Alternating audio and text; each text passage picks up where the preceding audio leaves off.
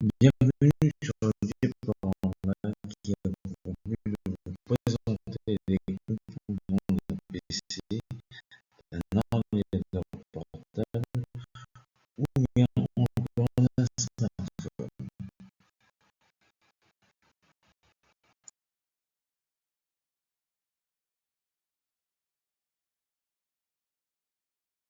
Fenêtre personnalisée. L'usage des composants, ils sont accessibles dans le menu des paramètres, dans le panneau de configuration ou encore par le gestionnaire de périphériques. Ils seront ainsi personnalisables ou modifiables.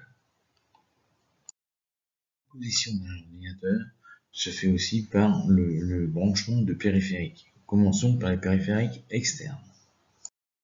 À l'arrière d'un boîtier se trouvent les connectiques de la carte mère qui vont nous permettre de mettre en relation les périphériques externes avec la carte mère afin de pouvoir échanger des données.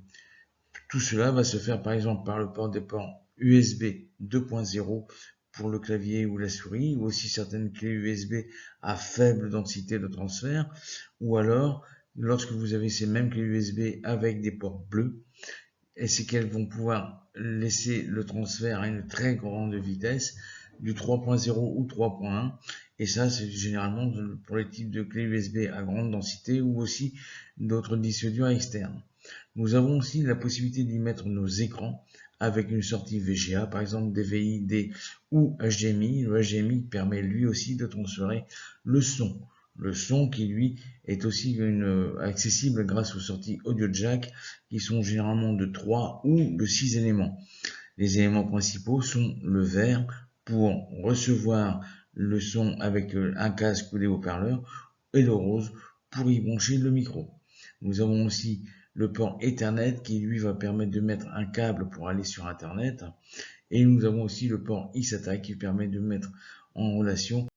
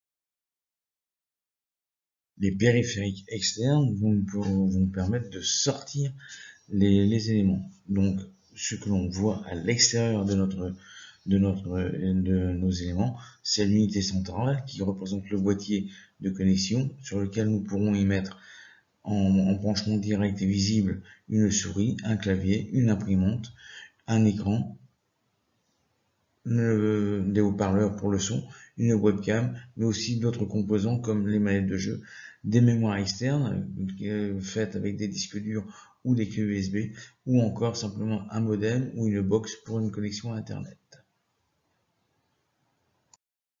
Les périphériques de sortie principaux sont l'écran, le son représenté par les haut-parleurs ou encore un casque, l'imprimante, mais aussi qui va nous permettre de transférer les travaux sur un support papier, ou le vidéoprojecteur qui va nous permettre de visualiser sur un mur, un tableau ou une toile, un contenu. Les périphériques d'entrée vont permettre de récupérer des données. Cela va être par exemple de la vision avec la webcam, ça va être des enregistrements de contenu sonore grâce au microphone, ça va être une saisie grâce au clavier, une navigation avec une souris ou une manette de jeu, un support de dessin par exemple ou de signature avec une tablette, un outil pour arriver à numériser ses photos, des documents, des images avec un scanner, un appareil photo qui peut servir aussi de caméra pour transférer nos données de photos ou autres vidéos. Ça peut être aussi simplement le recardement avec un téléphone portable pour récupérer là aussi un contenu vidéo ou photo. Les périphériques d'entrée et de sortie peuvent non seulement envoyer mais aussi recevoir des données.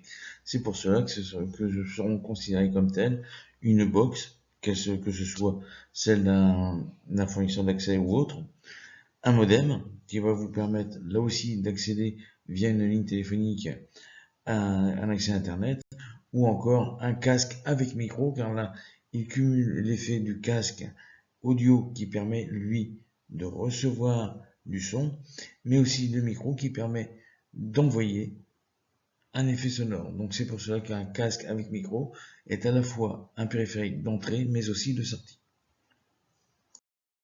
Audio, permettre d'entrer du son avec, par exemple, la prise mini jack rose, où on peut apposer un microphone, mais aussi de sortir du son avec les connectiques vertes, lorsque nous n'avons qu'un jeu de 2 enceintes, ou verte et bleue si nous avons un jeu avec plusieurs haut-parleurs. Si vous avez un jeu de 6 antennes mini jack, on peut décomposer les entrées et sorties, mais aussi mettre en plus un caisson de basse.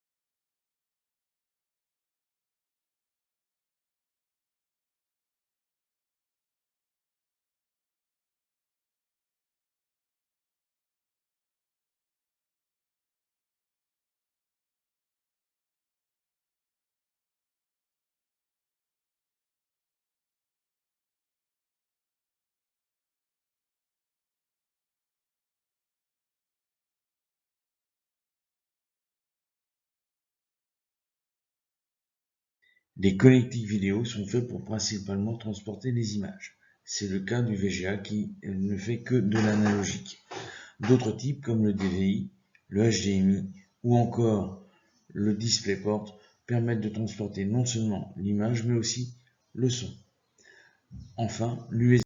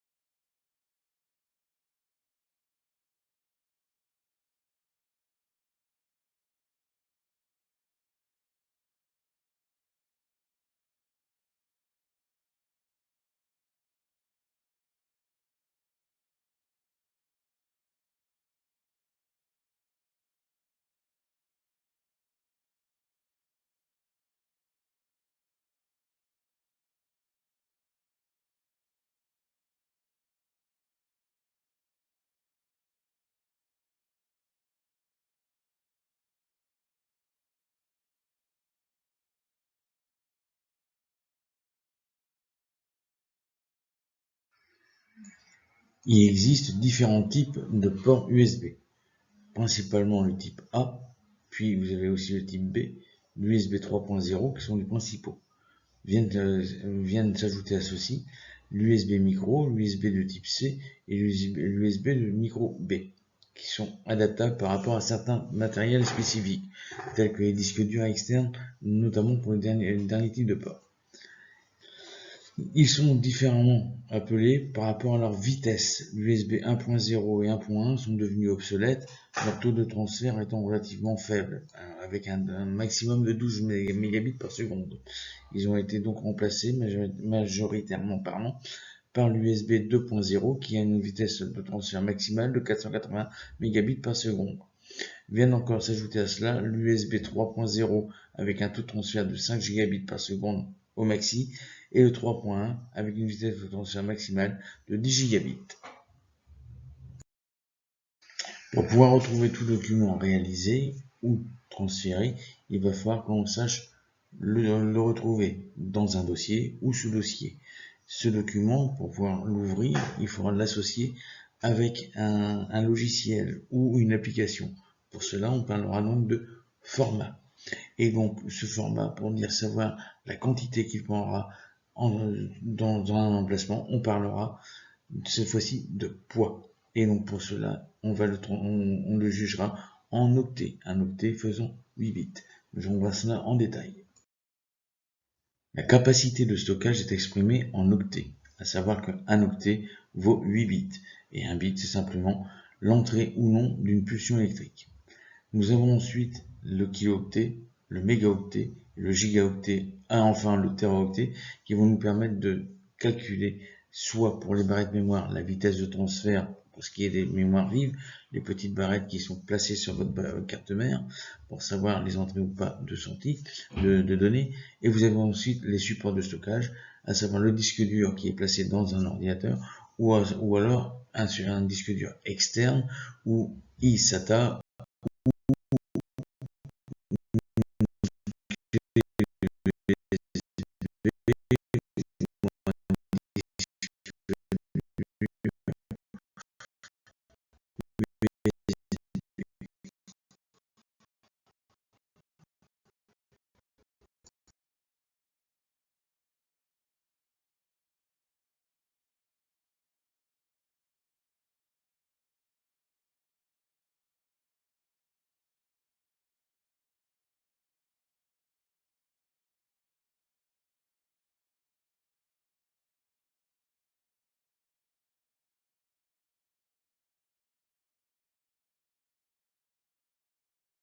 Quand on prend une photo, quand on travaille une image, quand on enregistre un son ou quand on fait un document, nous travaillons sur un fichier et ce fichier doit être enregistré dans un dossier pour pouvoir être retrouvé facilement.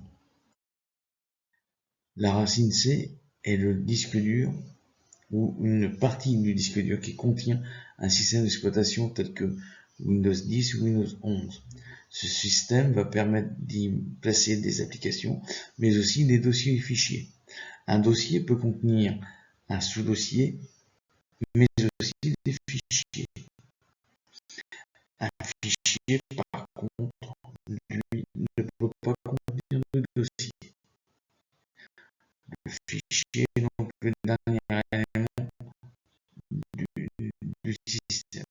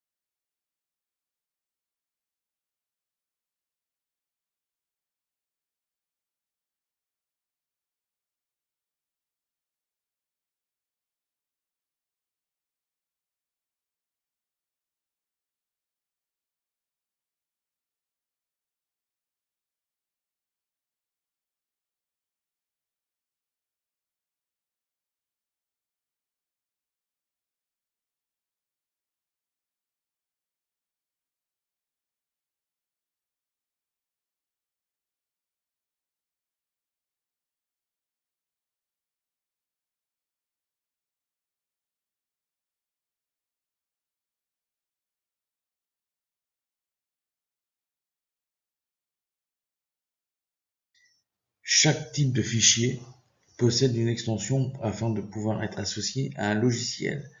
Donc TXT est un fichier texte, Doc ou DocX est pour le traitement de texte relatif à Word, XLS ou XLSX est un fichier tableur Excel, PPT ou PPTX pour un logiciel de présentation PowerPoint, RAR est un fichier de compression comme le zip, sauf que le RAR, lui, est un mode impacté. MPEG est un format vidéo, JPEG est un format image, zip est donc le format classique de compression, PDF est un logiciel qui va permettre d'ouvrir n'importe quel type de fichier depuis un simple navigateur.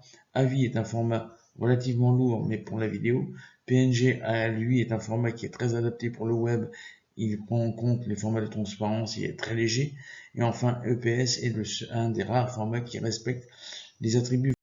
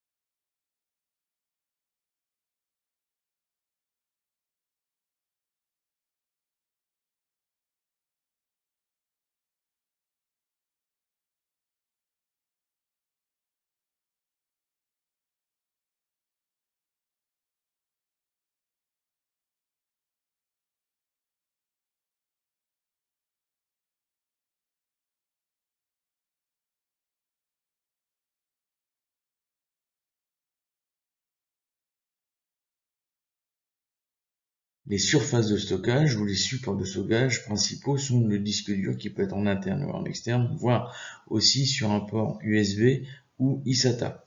Vous avez aussi d'autres supports qui nécessitent un port approprié, tels que la clé USB ou un lecteur approprié. C'est le cas notamment du CD, du DVD ou des cartes SD ou MS. Enfin, il existe un support de stockage externe dédié au web, c'est le cloud.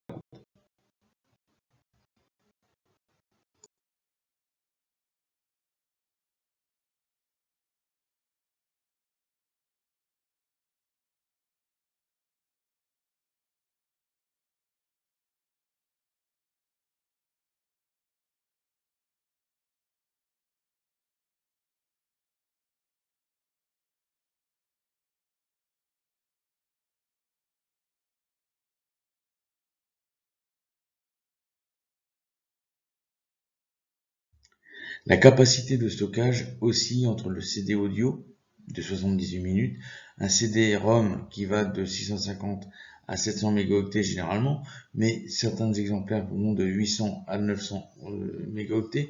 Enfin, un CD-ROM peut lui aussi être adapté pour être mis au format audio au moment de l'enregistrement, et donc en transformant en simple CD. Le CD-RW ou CD+RW sont des CD réinscriptibles. Vous avez aussi le DVD-R, le DVD+R, le DVD-DL qui a un double couche, et là les capacités de stockage oscillent entre 4,7 gigaoctets et vous pouvons aller jusqu'à 17 gigaoctets pour la version du DVD-17. Vous avez dans le même principe le DVD-RW, DVD+RW, DVD-RW9, DVD+RW9 qui sont de version double couche avec des capacités qui sont relativement importantes. Dans le même principe, vous avez le DVD RAM qui est lui un DVD qui est réinscriptible avec une capacité de 8,5 gigaoctets.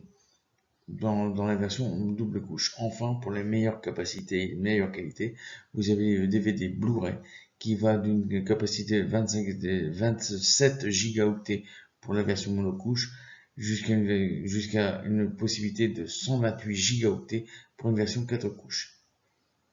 Ils sont de plus en plus remplacés par des disques durs ou des clés USB externes.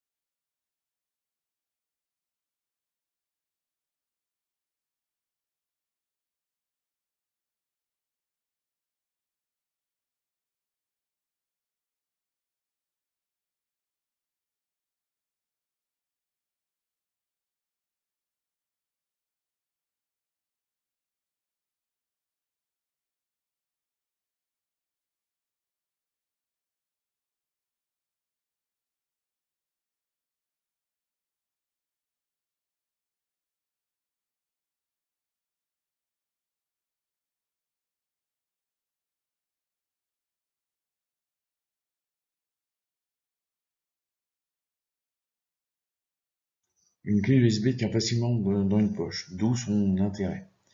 Ensuite, pour la capacité de stockage, cela va plutôt tenir de l'usage. Pour un stockage temporaire, une clé USB de 8 Go suffira largement.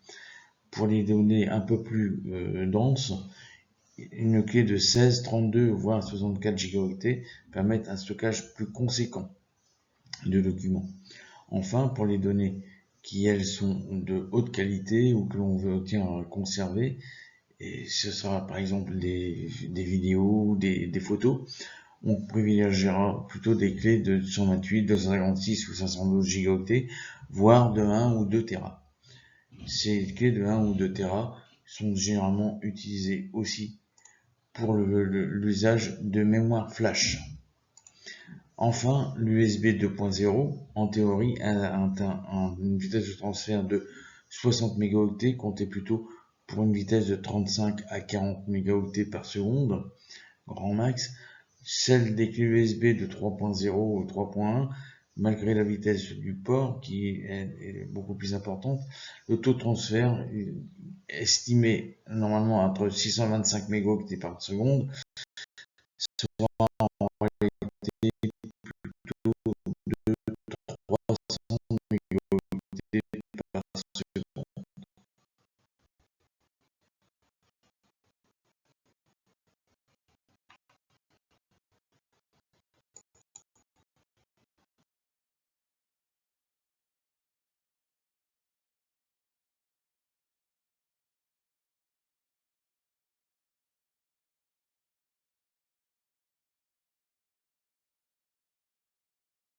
Les lecteurs multicartes peuvent être connectés à un port USB avec un taux de transfert pour le 2.0 de 37,2, un taux de transfert généralement pour le 3.0 de 86,2 mégabits, et ça va vous permettre de stocker des photos que vous pourriez avoir avec un appareil photo réflexe ou autre. Ces types de stockage peuvent être mis aussi au niveau de certaines consoles. Les lecteurs multicartes vont donc vous permettre de pouvoir récupérer, quel que soit le type de format de votre carte, que ce soit du SD, SDHC ou autre, ou même les cartes micro SD, vous allez pouvoir les mettre avec un adaptateur sur l'un de ces ports et donc pouvoir récupérer les données stockées dessus. Généralement, comme je le répète, utilisé par rapport à des photos ou des images.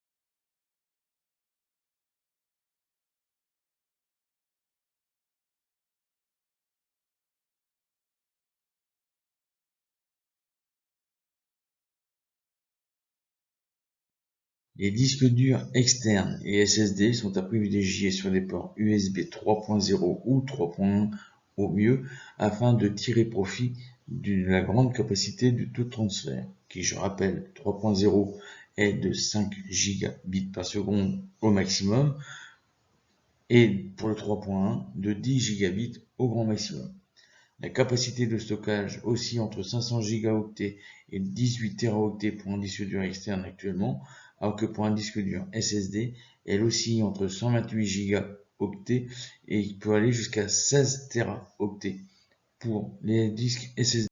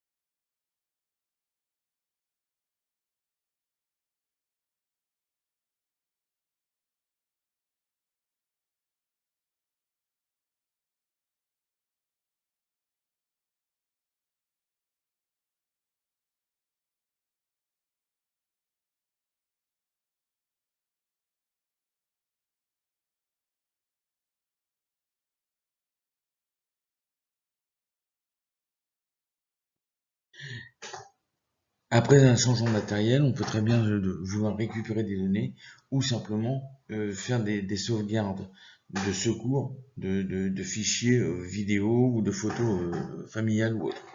Pour cela, on va pouvoir utiliser donc des docks externes et ainsi récupérer des données qu'on avait sur un matériel autre qui était sur un disque dur SATA à broche ou SSD. Et ça, cet usage est à privilégier sur un port 3.0 ou 3.1 afin de doper les vitesses de transfert.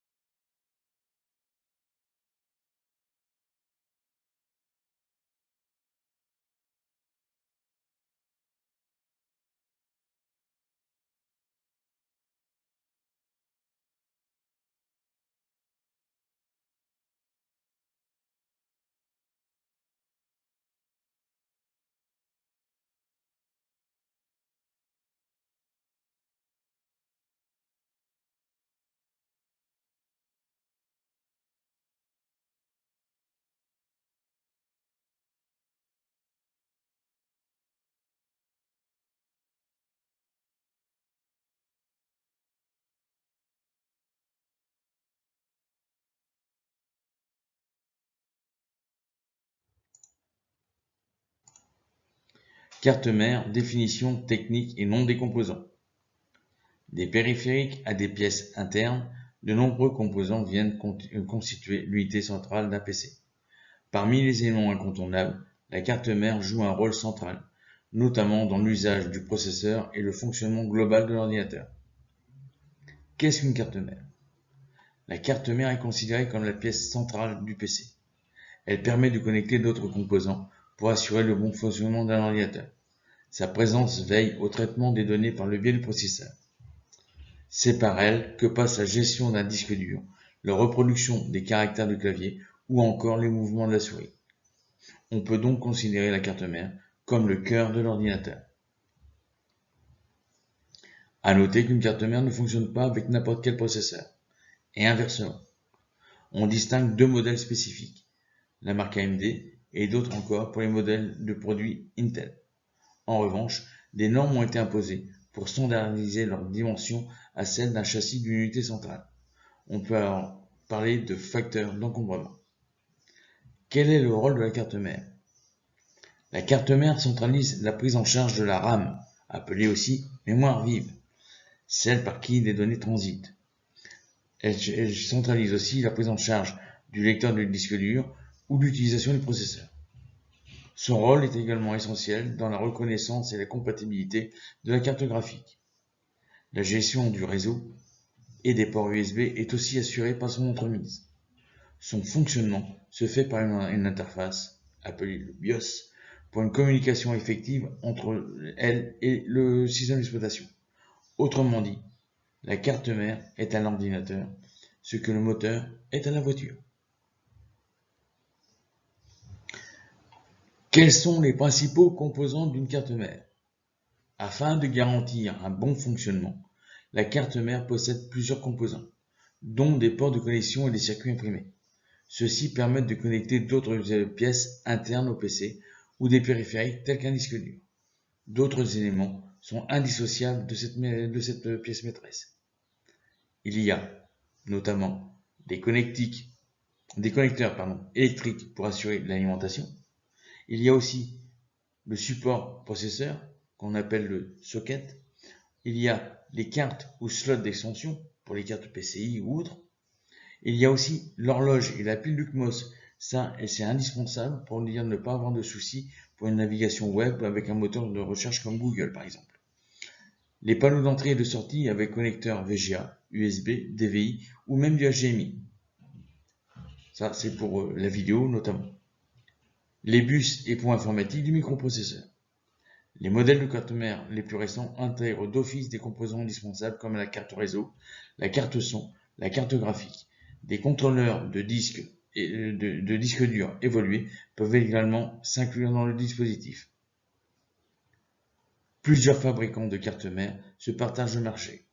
Parmi les plus connus et les plus réputés, Intel, Dell, MSI, ASRock, Gigabit, Technology, Zotac, ainsi que Biostar et Asus. En anglais, la carte mère peut être traduite par motherboard ou encore mainboard, ce qui donne parfois des abréviations telles que MOBO dans le jargon des techniciens et utilisateurs avertis. La carte mère constitue le cerveau de l'ordinateur et gère les composants.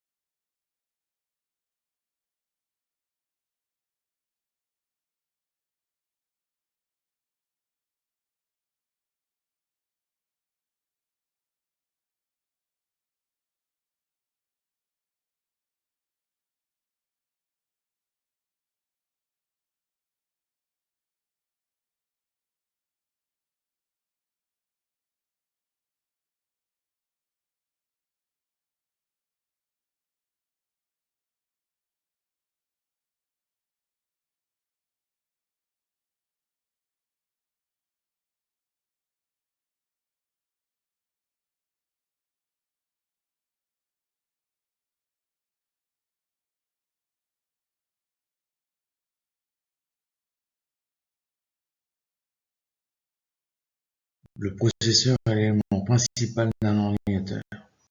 Cet ensemble de métal et de céramique est placé sur la carte mère. Un ventilateur est installé sur le processeur afin de limiter la surchauffe.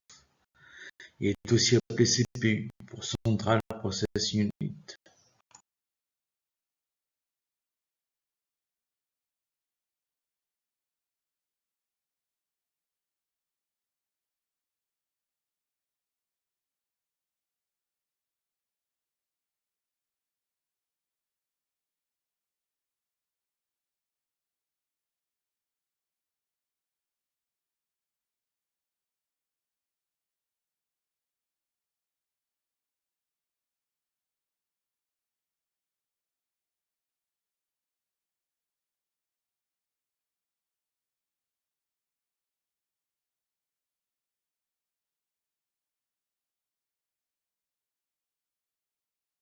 Un processeur multicœur est composé au minimum de 2 cœurs. Il peut y en avoir beaucoup plus, chacun étant capable de traiter des instructions individuellement. Un processeur dual-core contient par exemple 2 cœurs. Un processeur quad-core, 4 cœurs. Un processeur hexacore, 6 cœurs, et ainsi de suite. Sur la présentation graphique que vous avez ici, il s'agit d'un 4 cœurs de processeur Intel Core i7 de 2600K.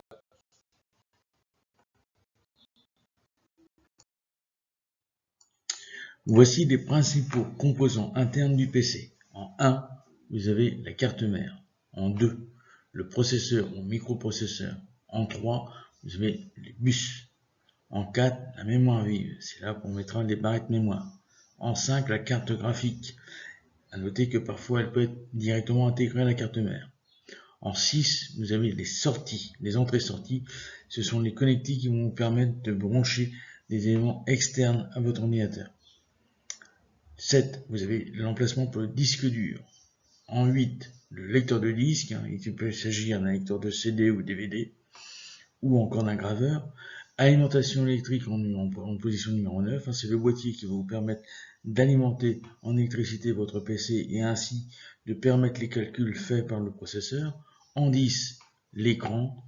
11, le clavier. Et en 12, la souris. Découvrons maintenant les composants d'un ordinateur portable. Découvrons ici les principaux composants du portable.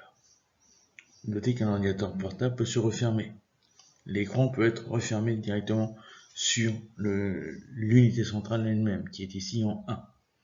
En 2, vous avez la position du pavé. Il peut y avoir aussi un bloc de pavé tactile à partir des 15 pouces. Un ordinateur 14 pouces n'en est généralement pas doté. En 3, vous avez le pavé tactile. Notez qu'il peut être doté de boutons intégrés ou pas.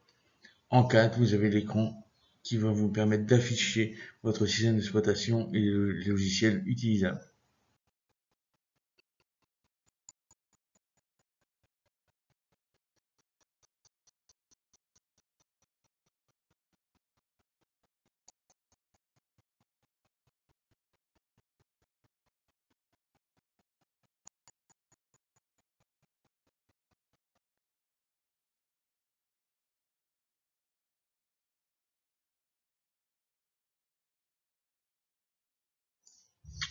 Pour aller un peu plus dans le détail, vous avez tout en haut de l'écran la position de la webcam.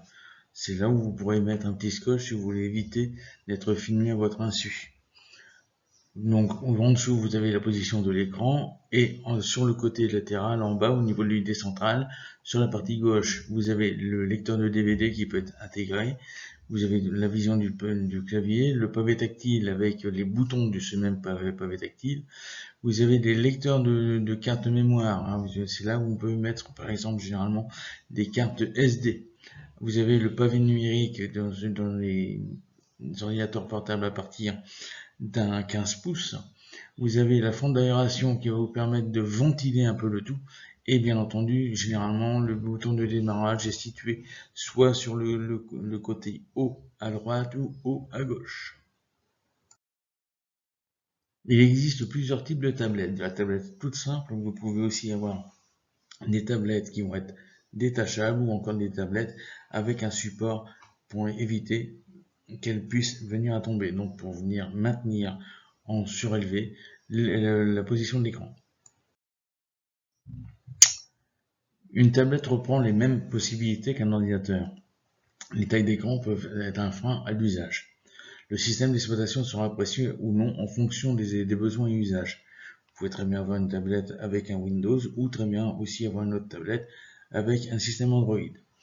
Elles sont tactiles ou pas, et on peut aussi y utiliser un stylet pour pouvoir dessiner directement dessus. Et on peut très bien avoir aussi une combinaison avec un pied de maintien ou un clavier détachable. Découvrons la tablette face avant. Généralement, vers le haut à gauche, vous avez la touche avec le bouton marche-arrêt et juste à côté une touche de volume. Au niveau frontal, sur le haut, vous avez le capteur de luminosité et en à côté l'objectif avant qui va vous permettre de faire des des petites webcams. Au niveau latéral, vous allez avoir les haut-parleurs et forcément au niveau de la tablette, au niveau central, vous avez l'écran tactile. Vers le bas, vous allez avoir la touche de menu avec la touche accueil et la touche de retour. Sur le bas, vous allez avoir le microphone qui va vous permettre de dialoguer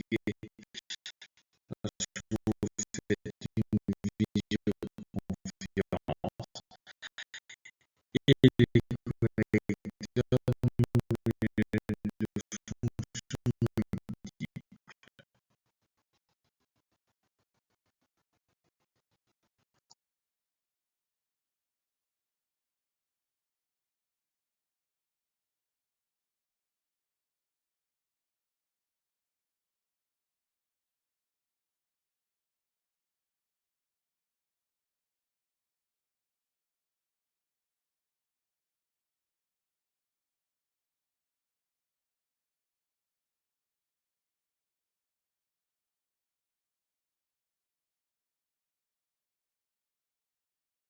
au niveau central, sur la face arrière, nous avons l'objectif arrière qui peut très bien filmer l'arrière de ce qui se passe. Donc on peut faire, lors d'une visioconférence, une reverse de la zone à filmer.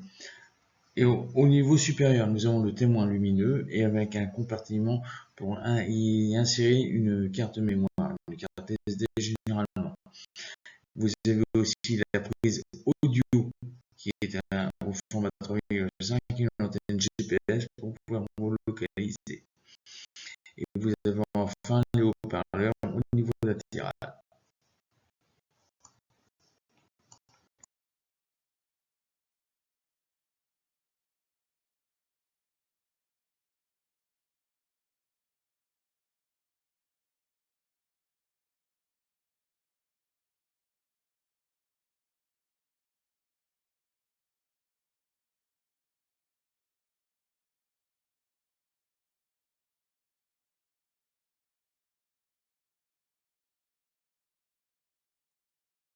Découvrons maintenant les principaux composants du smartphone.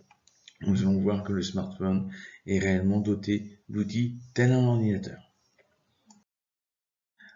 En 1995 sortaient les premiers téléphones portables, tout comme sortait en même temps le Windows 95.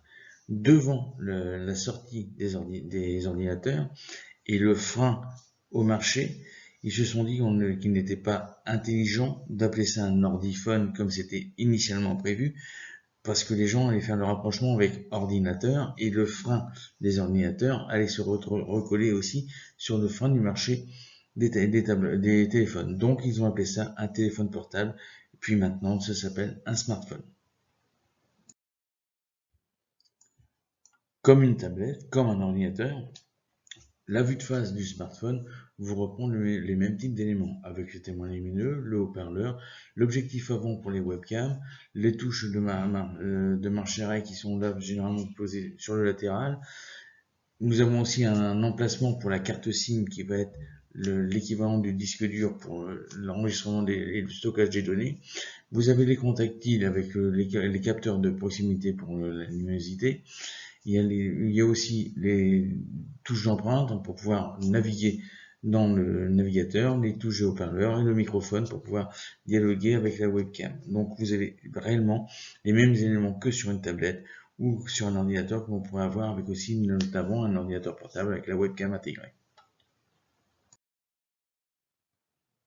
Vu de dos, le smartphone reprend les mêmes éléments avec le lecteur flash, hein, pour bien pouvoir, avec l'objectif arrière, quand on fait une webcam inversée, le microphone pour prendre le son, le bouton de volume, et les touches d'antenne, etc. Donc on retrouve bien, bel et bien le même type d'éléments que l'on a sur une tablette, mais aussi sur un ordinateur portable.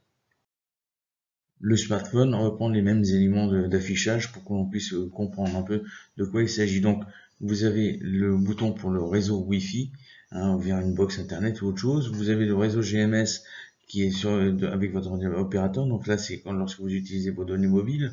La liaison Bluetooth vers un autre appareil. Donc là, la liaison Bluetooth, attention, la portée maximale est estimée à 15 mètres en réalité, mieux vaut être entre 2 et 5 mètres. Et vous avez aussi la possibilité de vous faire une connexion par câble USB pour pouvoir faire un transfert de données sur un ordinateur, par exemple.